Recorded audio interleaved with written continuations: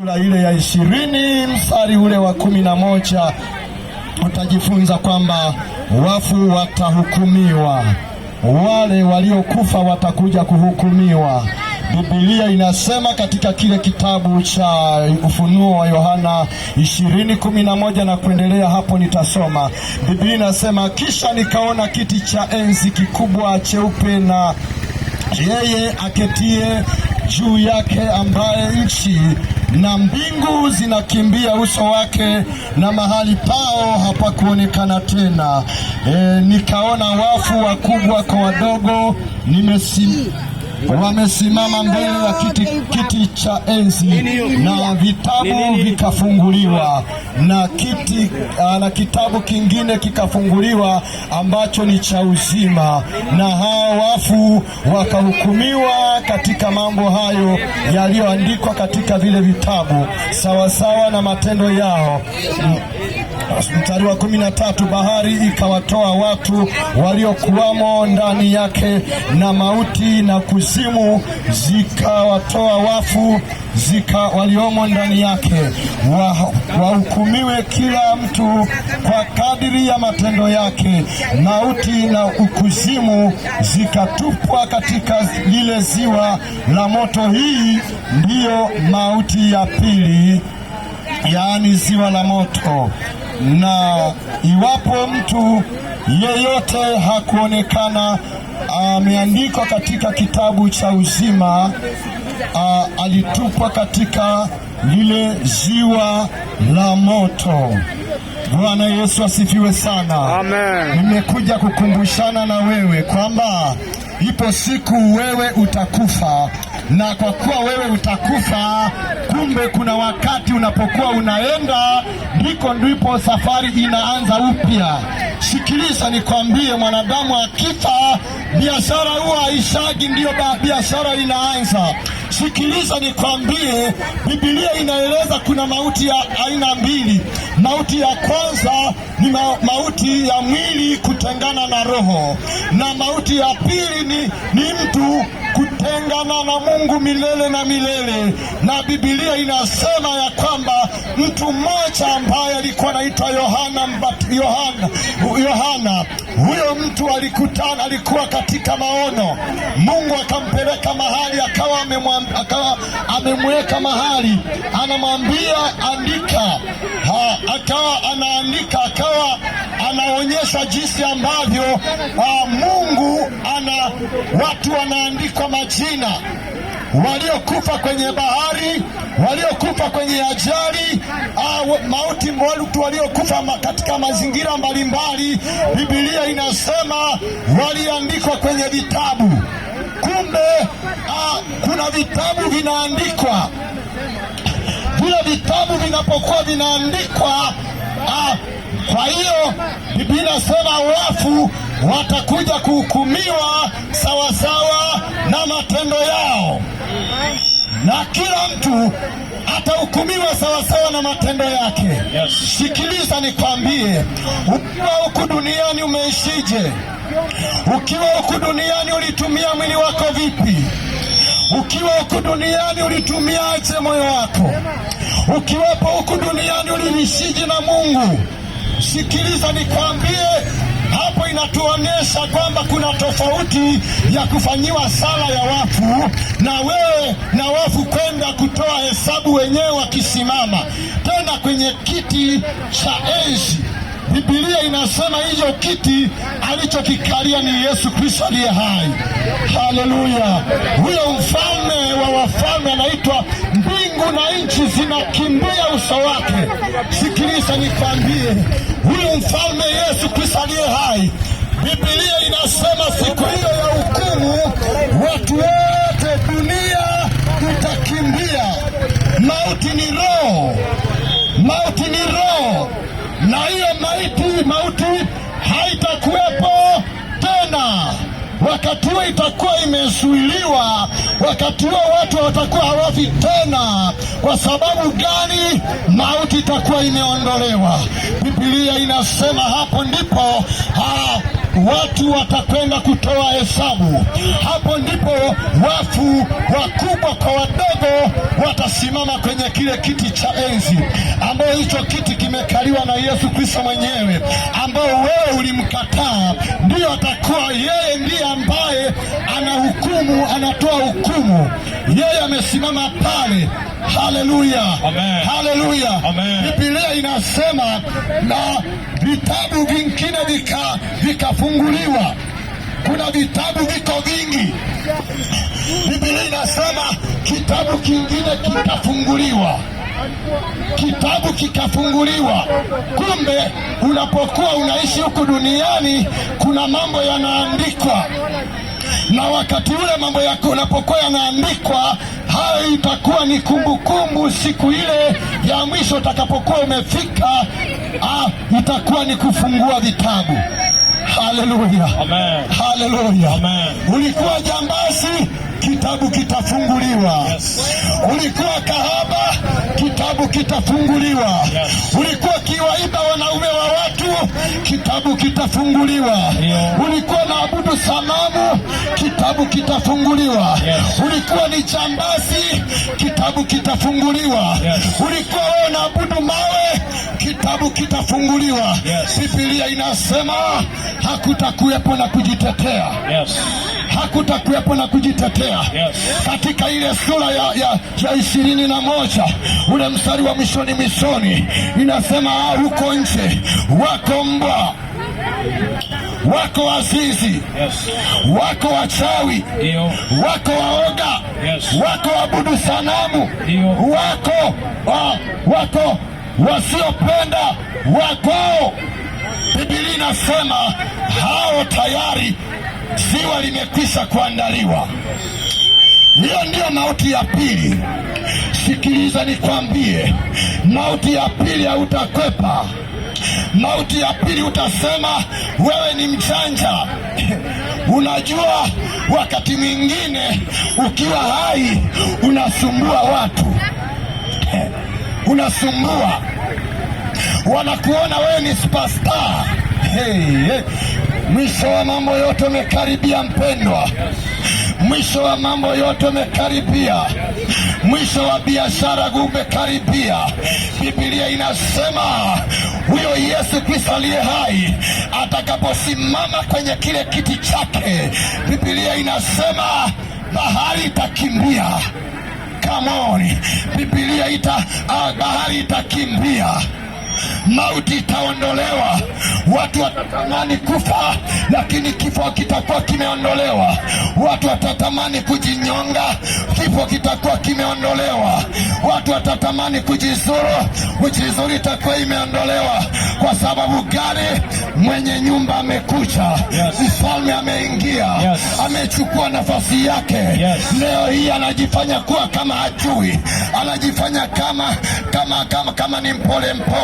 Siku moja ataweka pole mpepeni, ataweka huruma pembeni, atasema saa ya msamaha imeondoka, sasa saa imekuja yenyewe.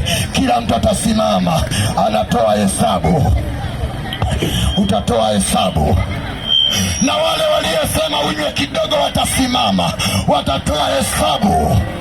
Na wale waliokulewesha watasimama, watatoa hesabu. Na hapo hakutakuwepo na aliyesoma, hakutakuwepo na mwanajeshi, hakutakuwepo na polisi, hakutakuwepo na magereza, hakutakuwepo na falme zozote. Kwa sababu gani? Mfalme mwenyewe amesimama. Haleluya. Mfalme mwenyewe amesimama. Pale biashara za wachawi zitakuwa zimesimama. Wale waliodanganya watu, wamekufanya wewe kwa mradi, zitakuwa biashara zimesimama. Haleluya. Tumekuja kukusanua. Tunakusanua mapema. Usije ukasema sijasikia. Tumekuja mara kadhaa. Tumekuja mara kadhaa. Biblia inasema aonyoaye mara nyingi akishupaza shingo yake itavunjika, atapata dawa. Na hapo hakuna mtume atakayeingilia. Hakuna. kabisa. Yeye mwenyewe ataingia. Yes. Na yeye mwenyewe atakata kila kitu. Kila kitu kitasimama. Sikiliza nikwambie, kwa sababu Yesu ni tofauti na mitume wengine. Ni tofauti na mtume wako wewe. Tofauti ya Yesu, yeye ni mkombozi. Yeye anaijua njia. Yeye anaifahamu njia. Anajua kila kitu. Sio maana wote waliyempokea hawatapotea kamwe. Hawatapotea. Hata kama wakionekana katika njia walioichagua ni wajinga, wamekuwa mataira, lakini Biblia inasema hawatapotea. Hatutapotea. Hatutapotea. Wamama, hatutapotea. Tukimwamini Yesu hatupotei. Tukimwamini Yesu hatupotei. Kijana, tukimwamini Yesu hatupotei kabisa. Sikiliza. Yesu akasema kule nje wako mbwa, wako wazinzi, wako washerati, wako watu wenye hasira, wako wachukizao. Kuna watu wachukizao, kuna watu wanayechukiza. Sikiliza nikwambie, Biblia inasema ni heri mtu yule ambaye mavazi yake yakiwa safi yafuliwe kwa damu ya mwanakondoo. Haleluya, haleluya. Moyo wako umeharibika vibaya kwa sababu shetani ameingia ndani yako, amevuruga maisha yako, amepoteza mwelekeo maisha yako, thamani yako imeshuka.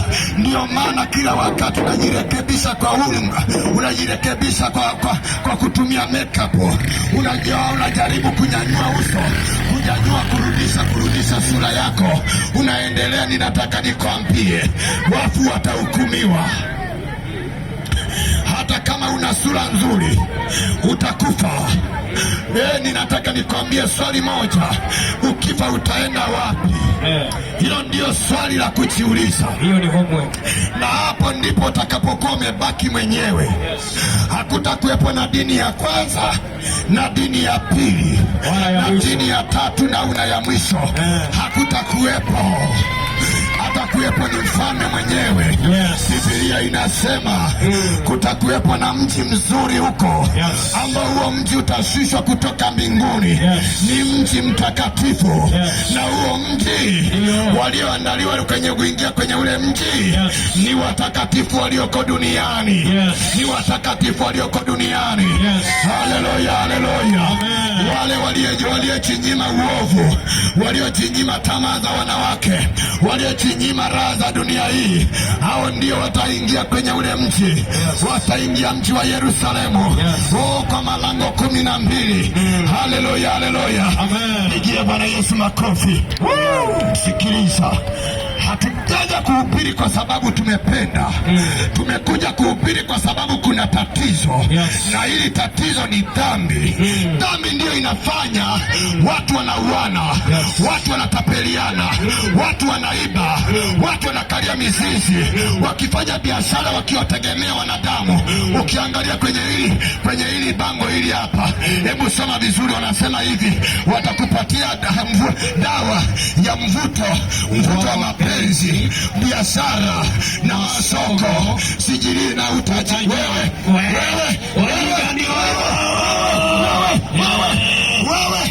unakaa kwenye nyumba ya nyapa, alafu nataka kuwapa watu wengine utajiri. Iko wapi hiyo?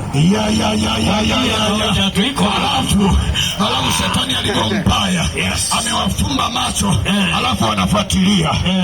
Alafu wewe kwenye biashara yako hiyo hapo, eti umeweka dawa ya kuvutia wateja. Sikiliza nikwambie, unaweza ukawavuta wateja ukafanikiwa, lakini hakuna baraka hapo. Utakuwa unalazwa chooni, utakuwa unalazwa bafuni, utakuwa unalazwa kwenye mitaro, utakuwa unavunjiwa heshima, biashara zako zitakuwa zinaishia kwenye matanguro. Mwisho wa siku unapigwa ukimwi, unapigwa magonjwa yasiyopona, alafu unaanza kukohoa. Hapo ndipo unaanza kuwa mnyenyekevu, unaanza kuwa mnyenyekevu. Sikiliza, leo jioni ya leo nimekuja kukusanua, kukusanua dakika chache sana. Biblia inasema dunia hii siku inakuja itakunjwa kama karatasi, itasokotwa kama karatasi, itakunjwa, itakuwa kama karatasi, na baadaye itatupwa kwenye ziwa la moto. Biblia inasema hiyo ndio itakuwa mauti ya pili. Heri wale ambao hawataingia kwenye mauti ya pili. Ninakutangazia, Yesu anakupenda, na kabla siku hiyo mbaya haijafika, tumekuja kukuambia hivi, lipo tumaini. Unasema nitafanyaje mtumishi? Ninataka nikwambie, Yesu yuko hapa leo. Ukimwamini leo utaokolewa, utasamehewa. Utajiwaje umesamehewa? Maana yake utapokea furaha ndani ya moyo wako, amani itatawala, Mungu ataondoa mateso kwenye moyo wako. Magonjwa leo yanawatesa watu, ni kwa sababu ya dhambi. Dhambi inatesa.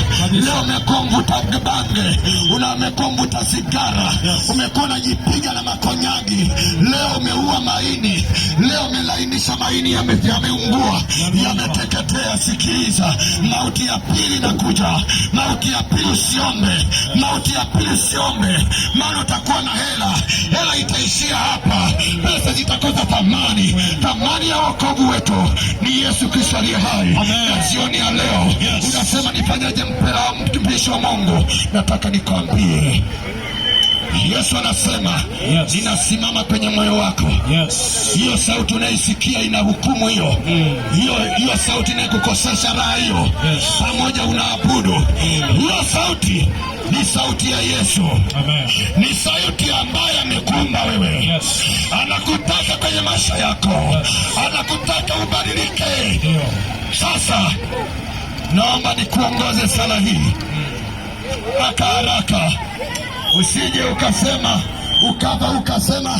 mbona mtumishi ulinichelewesha? Na mimi sitaki kukuchelewesha. Ninataka ushike moyo wako na useme, unifuatishe sala hii.